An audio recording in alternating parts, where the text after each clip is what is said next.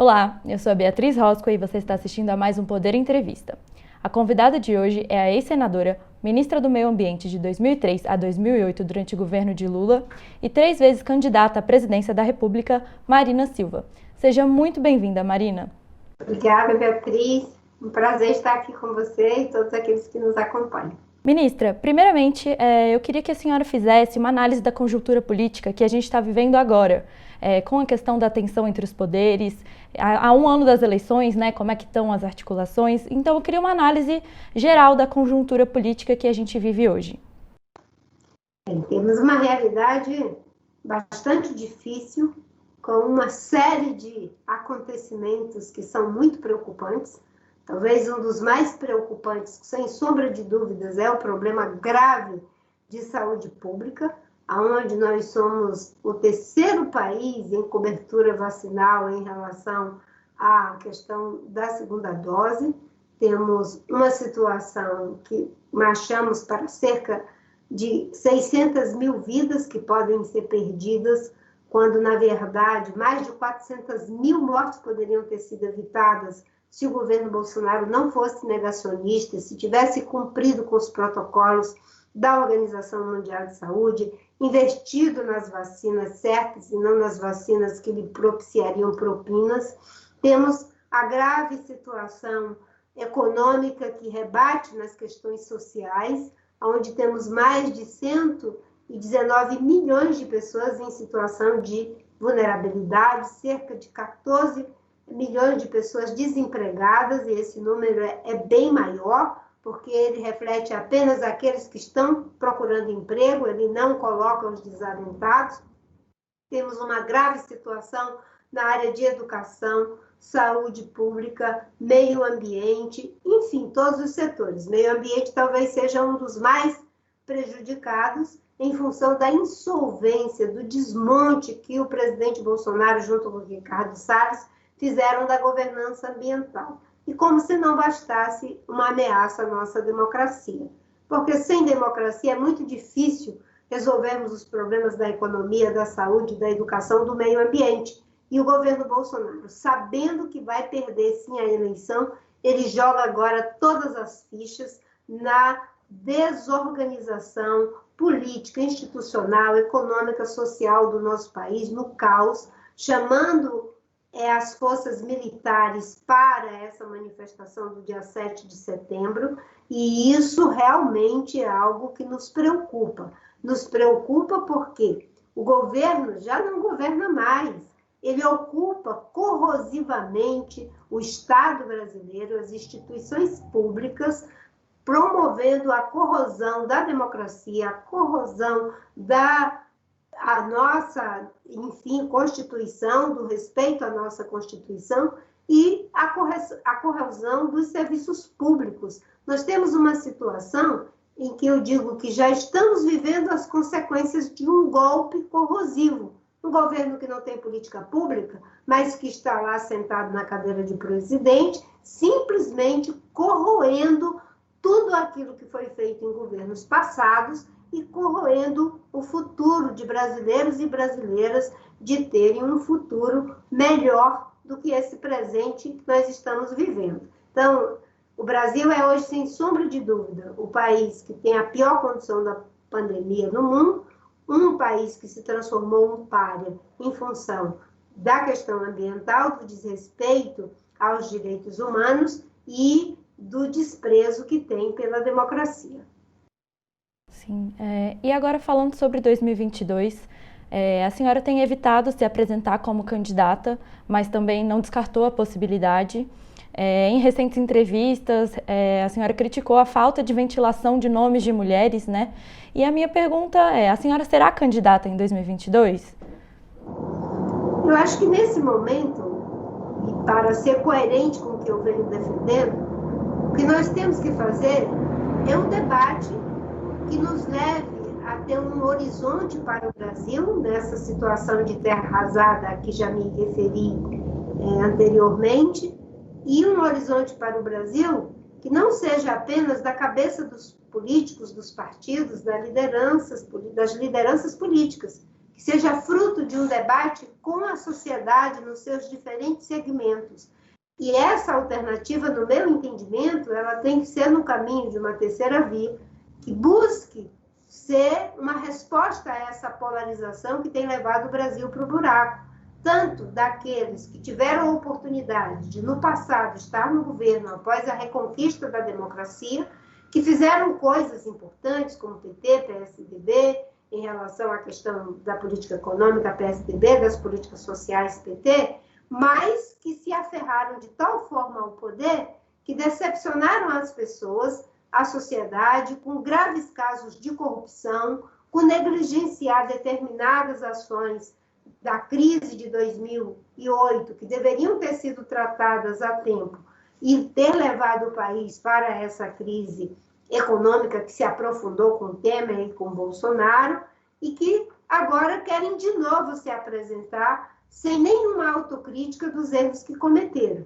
E também evitar aquele que tomou de assalto o poder do nosso país e que não tem nenhum apreço pela democracia que o elegeu e que agora quer dar um golpe, desconstruindo tudo aquilo que conquistamos a duras penas ao longo de décadas de resistência no período da ditadura militar. Então, eu trabalho para criar essa alternativa e tenho dito, se somos uma alternativa à polarização, que não está partindo de um nome sem programa, mas de um programa para poder ter o melhor nome para fazê-lo vitorioso.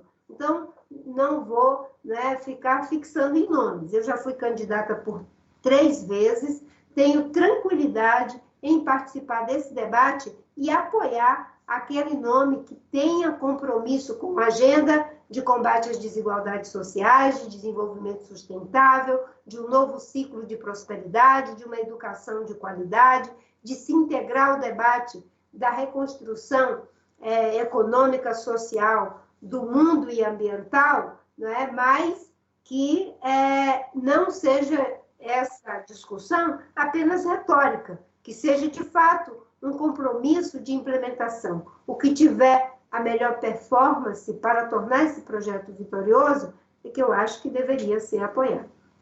E na avaliação da senhora, já existe algum nome que seria a representação desse projeto? Nós estamos ainda no debate. Infelizmente, o que está acontecendo é o debate na tradição do Brasil em torno de nomes. Você tem a polarização Lula-Bolsonaro, que se retroalimentam e apostam o máximo nessa polarização, porque acabam virando cabos eleitorais um do outro. É da tradição, da polarização que vinha anteriormente PT, PSDB, e agora ela vai para além da polarização em torno de partido, virou em nome de pessoas. E aqueles que estão buscando uma alternativa que não seja apenas um arremedo do que é o Bolsonaro. Tem que ser algo qualitativamente melhor e mais comprometido com um Brasil que se integra, com um Brasil que conversa, com um Brasil que aprende com os erros que foram cometidos e que não está disposto a repetir esses erros, mas sem ter aquela atitude raivosa de negar as conquistas que foram alcançadas no passado, tem o compromisso de manter essas conquistas, aperfeiçoá-las e ampliá-las, mas de não repetir os mesmos erros. E um dos erros que foi cometido foi o de se aferrar ao poder numa lógica de poder pelo poder. Não vamos nos esquecer que o Brasil não tinha reeleição até o Fernando Henrique aprovar a toque de caixa no Congresso Nacional, em prejuízo, no meu entendimento, dos interesses do Brasil, o processo de reeleição. Daí para frente virou a lógica de querer ficar 20 anos no poder, como disse o próprio Sérgio Mota com Fernando Henrique, como disse o próprio PT quando assumiu o poder, e a partir daí vale tudo para permanecer no poder. O que nós temos que ter é um compromisso com a democracia, com a alternância de poder, com políticas de longo prazo, independente de quem vai ocupar o cargo de presidente, independente do partido ou da configuração ideológica. E, para mim, nós deveríamos estar discutindo uma reforma política que aperfeiçoe e aprofunde a democracia, fortaleça as instituições democráticas, melhore a qualidade da política e de suas instituições e acabe com a reeleição, porque a reeleição ficou como algo que virou um fim em si mesmo. As pessoas não fazem o que é necessário para o país, faz o que é necessário para se reeleger. Se para permanecer no poder tem que insuflar na tentativa de dar um golpe, é isso que o Bolsonaro está fazendo. Se para se manter no poder, não é, era reeleição, caixa 2, mentira, fake news, foi isso que foi feito em 2014. Então, nós temos que ter um mandato de 5 anos para presidente da República a partir de 2026. Quem se eleger agora vai fazer uma transição de 4 anos a partir de 2026. Será mandato de 5 anos sem reeleição, para que se tenha políticas de longo prazo na saúde, na educação, na questão do meio ambiente e do desenvolvimento sustentável, no curto prazo de 5 anos, de quem sabe que está ali para cumprir com uma agenda e passar o bastão para quem vier, e que a sociedade dê o termo de referência para quem vai assumir o poder, de que não pode mudar o seu bel prazer políticas que devem ser continuadas, como é o caso da educação, do meio ambiente e da saúde pública. Certo. E, bom, Ciro Gomes se apresenta como um candidato de terceira via, né, fazendo uma campanha que está mirando aqueles que não votam nem em Lula, nem em Bolsonaro. E partidos como o PSDB também articulam uma chamada terceira via, que seria uma alternativa a essa polarização. A senhora acredita que seria viável unir duas alternativas tão distintas em prol de tentar barrar um segundo turno entre Lula e Bolsonaro? Eu acho que a gente tem que, primeiro, fazer o debate em torno de um programa, como eu já disse. Se o objetivo é simplesmente barrar fulano ou cicrano para assumir o poder, sem o conteúdo dessa ida para esse espaço de poder, a gente está repetindo simplesmente a polarização. Porque é no conteúdo que a gente tem a diferenciação. É no conteúdo do programa que se vai combater, sim, a corrupção, que se vai buscar políticas públicas que sejam duradouras, que se vai ter uma atitude de diálogo, de criar uma nova forma de composição do governo, que é com base no programa e não com base em cooptação, com base no toma lá da cá, que é feito ou com mensalão, como vinha sendo feito, ou agora com uma espécie de mensalão orçamentarizado, porque o governo Bolsonaro, ele criou uma figura parecida com o antigo mensalão, que é ter um orçamento secreto, que ele usa o dinheiro público para distribuir na forma de emendas a sua base de sustentação, de acordo com seus interesses no Congresso. Então, o conteúdo é que vai fazer a diferença. Então, eu quero debater qual é a alternativa para que o Brasil faça a recuperação econômica, mas sem destruir a Amazônia, o Cerrado, a Caatinga, preservando os nossos recursos hídricos. Qual é a alternativa que vai combater as desigualdades sociais de forma estruturante, combatendo toda e qualquer forma de racismo, de discriminação contra as mulheres, dando igualdade de oportunidade para as pessoas, independente da orientação sexual, da religião, da condição social ou da cor da pessoa. Esse debate é o que vai demonstrar o caráter da posição que quer assumir a presidência da República. Nós somos um país hoje em estado de insolvência. Não tem mais lugar para ganhar a eleição apenas em nome das pessoas e depois que ganha, acha que vai fazer o que bem entende. A Dilma ganhou 2014 sem um programa. Deu no que deu. Nós não podemos repetir os erros. Agora, é preciso debater o Brasil. Como é que ele vai se integrar ao debate que está acontecendo no mundo em relação à questão de ter uma economia limpa, de baixo carbono, que seja capaz de, ao mesmo tempo, atender às metas do desenvolvimento, os objetivos do desenvolvimento sustentável, o Acordo de Paris, combatendo as desigualdades sociais, aprofundando a democracia, criando novas formas de integração da sociedade nos processos decisórios. Esse é o debate que fará a diferença, e não simplesmente você já se colocar na fronteira que é para simplesmente tomar o poder de A ou de B. O que eu quero é que o Brasil ocupe o lugar que lhe está reservado na história de ser o país da solução e não do problema, de ser o país da inovação e não da repetição dos erros. Bom, mas apesar dessas articulações para a questão da terceira via, todas as pesquisas eleitorais têm apresentado Lula e Bolsonaro no segundo turno. A nossa última pesquisa do Poder Data mostrou que o Lula tinha 38% das intenções de voto e Bolsonaro 25%, que seria um possível cenário de segundo turno. Nesse caso, como a senhora deve se posicionar? Bem, eu costumo dizer, Beatriz, isso já vem desde 2010, que segundo turno a gente decide no segundo turno. Nós somos um país que trata a política como se fosse videogame, né? Mudando de fase.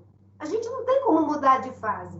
Nesse momento, nós estamos tentando construir alternativas para o Brasil. Por que eu já vou declarar o meu voto em um segundo turno que ainda não está posto? Por que eu vou tratar as pesquisas como se elas fossem já a decisão do cidadão brasileiro? A pesquisa é apenas um retrato, um momento que está ali manifestando uma intenção ainda não estabelecida do cidadão. Nesse momento, nós temos que tratar a política como um processo vivo, capaz de construir alternativas que possam surpreender a nós mesmos. E eu espero que o Brasil seja surpreendido com um projeto que não vá para a cena política simplesmente para fazer o embate, mas discutir o que interessa para o Brasil. Eu espero que os cidadãos, cada um, né, ao seu modo, compreenda que essa polarização ela não está ajudando a encontrar as alternativas que a gente tanto precisa. Bom, e a sua principal área de atuação é o meio ambiente. Então, eu queria te perguntar qual é a avaliação da senhora sobre as políticas ambientais do governo de Jair Bolsonaro e também sobre a condução do Conselho Nacional da Amazônia pelo vice-presidente Hamilton Mourão. Nós temos uma não política ambiental, essa é a verdade. Não existe política ambiental no governo Bolsonaro. Ele tem como estratégia não ter política ambiental e é por isso que enfraqueceu o IBAMA, o ICMBio, cortou o orçamento, tenta desmoralizar o tempo todo o INPE, coloca militares para assumirem funções que não têm competência para exercitá-las, e é um governo que o tempo todo aposta em desconstruir tudo aquilo que foi alcançado ao longo de décadas nessa agenda em diferentes governos. Diferentes governos, cada um deu a sua contribuição, até na época da ditadura, em que tivemos o grande professor Paulo Nogueira Neto à frente da agenda ambiental, que foi a pessoa que criou o CONAMA. É a primeira vez que nós temos um governo que teve um ministro antiambientalista, é a primeira vez que temos um governo que diz que não vai dar vez para a proteção do meio ambiente, mas, pelo contrário, a vez é para madeireiro ilegal, para grileiros criminosos, para mudar a legislação que pode fazer do Brasil um lugar que junta economia com ecologia. Então, não temos política ambiental e ainda temos uma ação no Congresso, que hoje é liderada pelo presidente Lira, que assumiu o lugar do Salles, de fazer a demolição da governança ambiental com o fim do licenciamento, mudando as regras para a demarcação das terras dos povos indígenas, aprovando leis que vão dar um prêmio para quem pratica a grilagem de terra pública, né? Tudo isso é, digamos assim, um conjunto de medidas que fazem com que o Brasil hoje esteja na pior situação na agenda em relação à biodiversidade e mudança climática. Só para você ter uma ideia, durante a minha gestão no Ministério do Meio Ambiente, mesmo sofrendo incompreensões dentro do governo, resistências, mas durante o período de 2003 a 2008, nós fomos responsáveis por 80% das áreas protegidas que foram criadas no mundo. Nos quase 3 anos de governo Bolsonaro, ele já é responsável por mais de 1/3 das florestas virgens que foram destruídas no mundo. Durante a minha gestão e o plano de combate ao desmatamento, nós evitamos lançar na atmosfera mais de 5 bilhões de toneladas de CO2. Conseguimos evitar mais emissões do que tudo que foi evitado no mundo com o protocolo de Kyoto. O Brasil individualmente em função da redução do desmatamento. Ou seja, nós temos um governo que não tem política ambiental, nós temos um governo que coloca o Brasil numa situação de isolamento, com prejuízos econômicos, com prejuízos nos acordos em relação ao Mercosul, a entrada na OCDE, prejuízos em relação a investidores que não querem mais investir ou estão retirando investimentos, contratos que estão sendo cancelados, e tudo isso é algo que acontece por deliberação do governo, porque se quiser fazer, é só recompor o orçamento, fortalecer as equipes do IBAMA, do ICMBio, os órgãos de gestão, monitoramento e controle, é só fazer um esforço para substituir por funções técnicas os militares que estão sem saber o que fazer hoje, assumindo os cargos de chefia, e reeditar o plano de prevenção e controle do desmatamento da Amazônia, que funcionou. Se ele for atualizado, vai funcionar. É claro que corrigir erros é sempre mais custoso, mas nós sabemos o que fazer e como fazer, até porque já fizemos. Então, não há política ambiental. E uma coisa que precisa ser entendida também é que hoje a violência aumentou muito, principalmente na Amazônia. O Brasil é hoje um dos lugares mais violentos para ativistas ambientais, socioambientais, para os povos originários. E tudo isso tem a ver com uma visão que empodera criminosos, que ameaça o tempo todo mudar a legislação em benefício de criminosos e em prejuízo da preservação. Por isso que é tão importante esse debate em relação à democracia.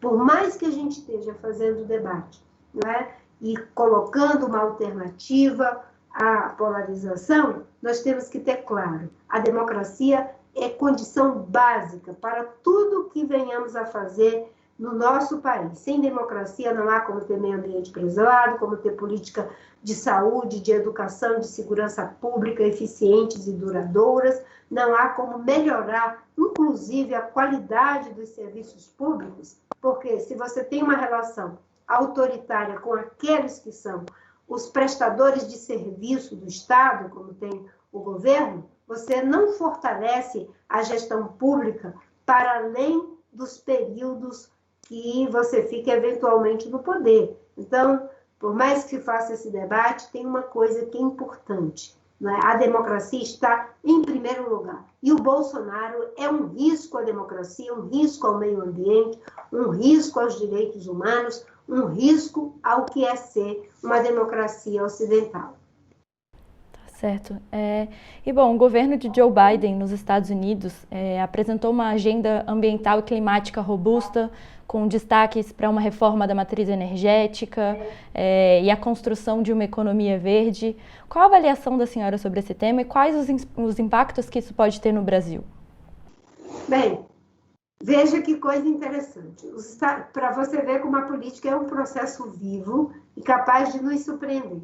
Os Estados Unidos eram um dos países mais resistentes a qualquer agenda ambiental, seja biodiversidade, mudança climática, o que fosse. Porque eles partiam do princípio de que qualquer acordo, qualquer compromisso internacional que interferisse nas decisões econômicas dos Estados Unidos, isso seria uma interferência na sua soberania. E durante décadas, o mundo foi prejudicado por essa posição refratária dos governos americanos, mesmo quando o presidente Obama tentou reverter esse processo, não conseguiu base no Congresso. Quem diria que agora nós temos um presidente da República que ganhou a eleição dizendo que ia retornar ao Acordo de Paris, que ganhou a eleição se comprometendo com a agenda de mudança climática, até convocou uma cúpula para debater o tema, e que colocou o tema da mudança climática como uma questão de segurança nacional, levando esse debate para o Conselho de Segurança das Nações Unidas. As políticas que estão sendo debatidas nos Estados Unidos, mesmo com suas contradições, elas são muito importantes. Assim como têm sido importantes, as políticas que vêm sendo debatidas na União Europeia, o próprio Reino Unido, que é um governo conservador, mas que tem uma das agendas mais ousadas para o enfrentamento das mudanças climáticas, e agora você vê o Canadá, que também tinha uma postura refratária às agendas ambientais, agora na linha de frente, o Japão e até a China, tendo que acompanhar o debate, porque o desafio da humanidade hoje está posto em 3 trilhos.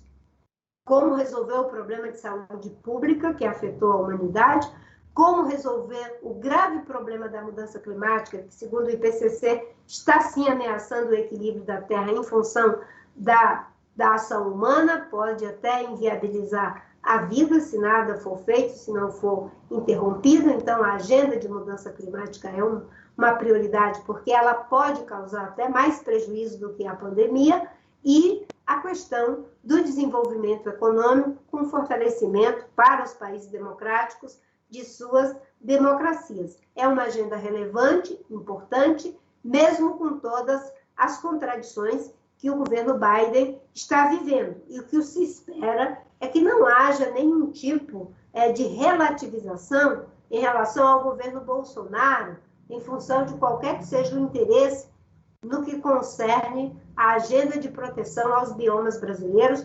fundamentalmente, não é, quando se trata de não trocar a preservação da Amazônia, do Pantanal, do Cerrado, dos biomas brasileiros, por qualquer tipo de interesse de natureza geopolítica ou comercial. Acho que esse é o momento de liderar pelo exemplo, de se orientar por princípios e valores que não são relativizados em função de alinhamentos ideológicos. Eu costumo dizer, quando a gente se orienta por princípios e valores, a gente não relativiza esses valores, porque quem está ultrajando esses valores é, eventualmente, um aliado ideológico. E é o que eu digo em relação à Venezuela. A Venezuela é uma ditadura em prejuízo da democracia, do meio ambiente, dos direitos humanos, de tudo. E tem muitos que fazem vistas grossas ao que acontece com o povo venezuelano, enquanto defendem a nossa democracia. Eu tenho que criticar o que o Bolsonaro faz aqui pela direita e criticar o autoritarismo do Maduro com o título ou guarda-chuva de esquerda. Sim. Bom, a senhora é fundadora da Rede Sustentabilidade e o partido teve conquistas históricas, como a eleição da primeira deputada federal indígena, Joana Wapichana. E eu queria saber qual a avaliação da senhora sobre a atuação do partido, o desempenho do partido. Nós somos um partido jovem, um partido pequeno em termos de quantidade, mas essa é uma escolha programática de crescermos de forma sustentável, não simplesmente inchando de forma incoerente. Temos uma bancada de senadores no Congresso que é altamente combativa, respeitada, que é o senador Contarato e o senador Randolfo Rodrigues, que inclusive é o autor e vice-presidente da CPI, que tem prestado um relevante serviço ao Brasil, ao povo brasileiro. A nossa Joênia, que é motivo de orgulho para todas nós, mulheres brasileiras, mas para a rede em particular, a primeira mulher indígena eleita deputada federal, que está fazendo um excelente trabalho em benefício dos povos indígenas, da defesa da democracia, dos direitos humanos. Ontem deu, enfim, uma entrevista maravilhosa no programa do Bial, e que mostra o quanto que o Brasil precisa de ter um Congresso diversificado, com os mais diferentes segmentos da sociedade, e nossos povos originários precisam ampliar cada vez mais a sua representação. A rede tem dado essa contribuição, é reconhecido como um partido que está mostrando que, para ser relevante, não precisa ser um partido inchado, e, segundo a Fundação Getúlio Vargas, já nos primeiros anos da sua existência, é o partido que mais tem contribuído no combate à corrupção. E temos fortalecido a democracia, a mobilidade política, valorizamos a ação dos jovens, das mulheres. A rede, diferentemente de outros partidos que têm sempre figuras que vão se perpetuando na direção do partido, No nosso caso, nós entendemos que a alternância é muito importante. Então, eu fui a porta-voz da rede, depois da minha participação, já tivemos outros porta-vozes, agora é a nossa querida senadora Heloísa Helena, é sempre um homem e uma mulher, sempre um mais experiente, outro mais jovem. Nós nem usamos a palavra presidente, porque você é o porta-voz do partido. Você vai dizer aquilo que é debatido nos elos temáticos, nos processos ampliados de tomada de decisão. Eu queria saber também qual será a estratégia do partido para ampliar a presença no Congresso Nacional, na Esplanada, nos estados, e também de que forma a senhora avalia as mudanças da legislação eleitoral que foram aprovadas na Câmara e quais podem ser os impactos dessas mudanças na legislação eleitoral para a rede.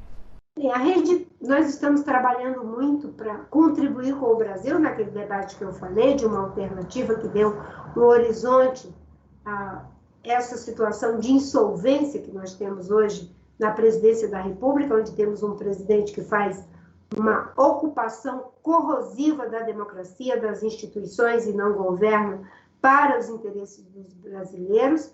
Então, estamos participando desse debate, fazendo alguns seminários para aperfeiçoar as diretrizes programáticas que já vínhamos trabalhando com elas desde 2010, 2014, 2018, atualizando esse debate para os desafios atuais, os desafios presentes.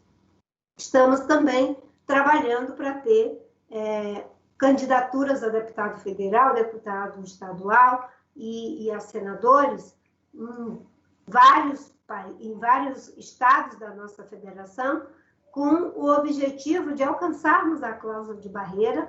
A rede é um partido que não tem cláusula de barreira, porque só tem uma deputada, e embora tenha eleito 5 senadores, não teve como alcançar a cláusula de barreira, nós não temos fundo partidário, mas somos um partido que decidiu, mesmo assim, continuar com a sua identidade, porque as reformas que vêm sendo feitas, elas são reformas de conveniência, são reformas eleitorais em que os grandes partidos, não é, PSDB, DEM, PMDB, PT, ou até os partidos do G20, né, aqueles que são intermediários, eles acabam fazendo mudanças que sejam mais convenientes para eles, em prejuízo de termos um processo de renovação da política e das instituições que ajudam a que se tenha, não é, o desdobramento da política institucional.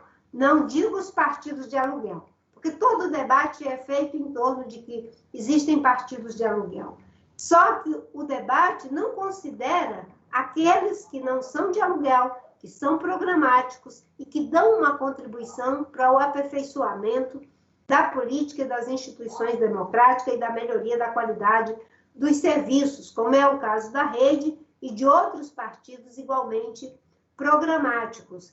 E o debate pune os partidos pequenos e dá um prêmio para os grandes partidos, que são aqueles que alugam. Vejam que você pune os que se alugam e com eles pune aqueles que não têm nada a ver com essa atitude antidemocrática e antiética de exercício da política e faz um prêmio com mais fundo partidário, com mais poder, com mais condições de se perpetuar nos espaços onde estão, para os partidos que fazem o aluguel dessas siglas que se alugam. Ou seja, nós temos reformas políticas que são apenas reformas eleitorais, que são apenas ajustes para que os partidos continuem, os partidos poderosos, não é, monopolizando o poder. E, obviamente, que isso é muito ruim para o aperfeiçoamento de uma democracia que precisa ser aprofundada. Eu costumo dizer que nós temos que democratizar a democracia. A sociedade avançou. Hoje, as pessoas não querem ser espectadoras da política. Elas querem ser mobilizadoras, elas querem ser formuladoras, implementadoras, querem participar da formulação, da implementação, do reconhecimento de políticas que sejam necessárias. E, da forma como nós temos hoje no Congresso, isso não está contemplado. Inclusive o debate que eu falei anteriormente, do fim da reeleição. que eu advogo o fim da reeleição. A rede é prejudicada? Com certeza é prejudicada, mas nós vamos ser sempre coerentes. Nós votamos contra as coligações e vamos votar contra as coligações proporcionais. Há o debate sobre a possibilidade de federação, que é um mecanismo que possibilita que os partidos permaneçam como partidos, mas que possam, né, estar juntos programaticamente. É um caminho. Nós não fomos pelo caminho da fusão, ainda que tivéssemos a possibilidade de fazê-lo, porque achamos que devemos preservar a identidade que temos de trabalhar a sustentabilidade na sua dimensão econômica, social, ambiental, cultural, política e de valores, apresentando um debate que não é de compatibilizar meio ambiente com a economia, é de integrar meio ambiente e economia numa mesma equação, de integrar ética e política, né? O social com o ambiental e o econômico. Certo, perfeito. Bom, ministra, e nessa semana completam 5 anos do impeachment da ex-presidente Dilma Rousseff, que foi sua adversária política em 2014 e nas outras eleições, mas também foi a primeira mulher a assumir a presidência da República. E a ex-presidente e o PT avaliam que o machismo institucional teve um papel importante no processo de impeachment. E de que forma a senhora analisa o impacto do machismo na vida política, na sua e na de outras mulheres? Eu acho que existe sim um machismo estrutural, institucional, cultural, que tenta desqualificar a participação das mulheres na política, nas empresas, na academia. Infelizmente, isso ainda acontece. Nós vivemos o tempo todo, como diz a Malala, né? Celebrando a primeira mulher que ocupou X espaço, a primeira mulher, em pleno século XXI, quando deveria ser normal ter muitas mulheres, já que somos a maioria da população, ocupando os cargos e as funções em igual condição de remuneração, de reconhecimento, não é? Em todos os lugares. Infelizmente, isso acontece. Eu mesma fui vítima de violência política e continuo sendo, como muitas mulheres o são, né? E, graças a Deus, né, luto para que nenhuma mulher, independente da sua ideologia, seja motivo de desconstrução de violência política. Em 2014, a campanha da presidente Dilma não fez o que fez comigo com o Aécio, não fez o que fez comigo com outros candidatos homens, fez comigo, usando inclusive as minhas características pessoais, né, de que era fraca, de que era magrinha, de que era uma série de coisas que são preconceituosas, porque para ser presidente da República, você tem que ter propostas, você tem que ter ideias, não é? Eu me lembro que durante a campanha a violência era tamanha, a mentira era tamanha, que eu pensava, como que isso não é feito com outros candidatos? Por que será que é feito comigo? Obviamente que era muito mais fácil para o marqueteiro João Santana desqualificar e tentar destruir uma mulher de origem humilde, uma mulher que veio para o cenário da política lutando, não porque alguém ungiu e colocou lá naquele lugar, como às vezes acontece nos partidos tradicionais, uma mulher que vem com a carga de, além de ser humilde, ser uma mulher preta. Então, era muito fácil. O que dissesse, né, na cabeça dessas pessoas, é como se fosse, né, poderia ter mais aderência na opinião pública. Tanto é que existe o estereótipo, né, da Marina sumida. Por que não dizem que o Alckmin está sumido? Por que não dizem que fulano Beltrano está sumido? Porque dizem exatamente que sou eu que estou sumida.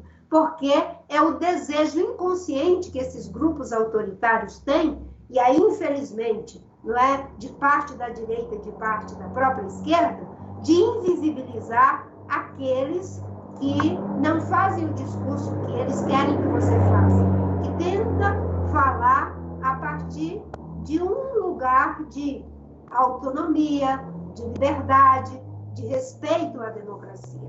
Então, existe sim um machismo estrutural, com certeza a presidente Dilma foi vítima e é vítima desse machismo, e da minha parte eu faço de tudo para que nenhuma mulher seja vítima de machismo, não é?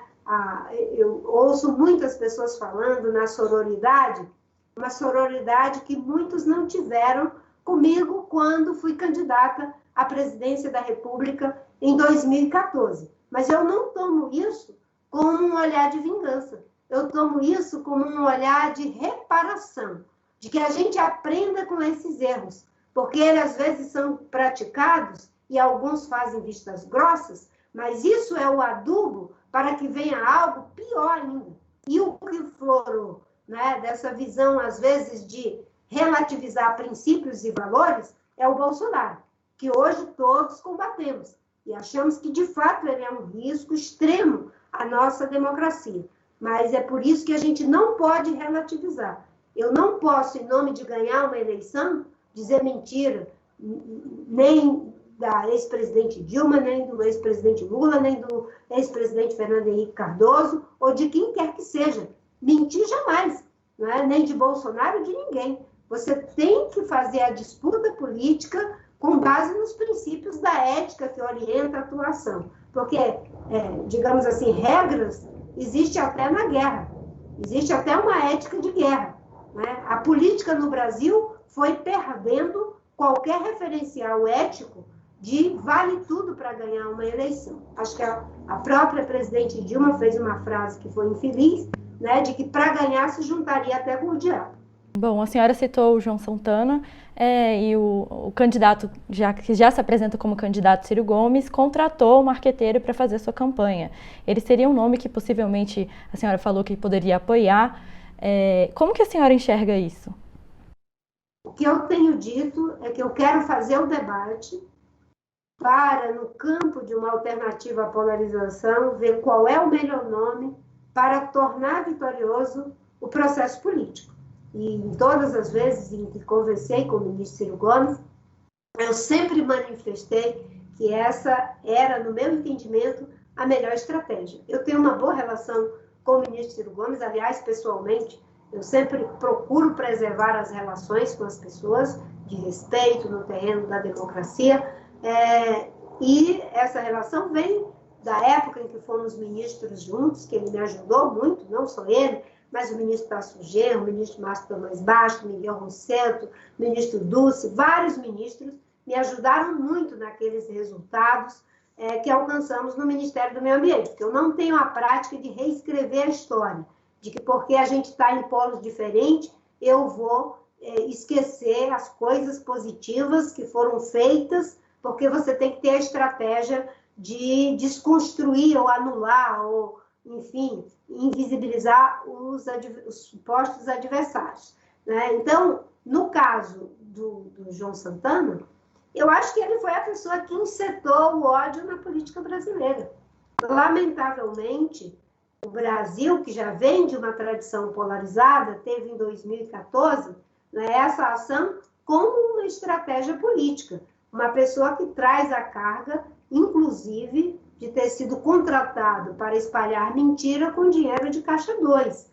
Agora, o debate que está sendo feito em relação a ideias e propostas para o Brasil, ele tem que ser muito maior, e a defesa da nossa democracia é muito maior do que aqueles que procuram sabotá-la, seja pelo hábito da violência política, das mentiras, não é? Seja pelo uso de dinheiro, do abuso do poder econômico, ou por ações autoritárias que tentam corroer a nossa democracia, desrespeitando o Estado Democrático de Direito e a nossa Constituição. Eu permaneço no campo da construção do debate e eu espero que a campanha, que seja uma alternativa, a terceira via não seja campanha de ódio, seja campanha de propostas, falando com firmeza, fazendo as críticas que precisam ser feitas, mas jamais como estratégia de desconstrução, de aniquilação de biografia. Isso não tem nada a ver com democracia, isso tem algo a ver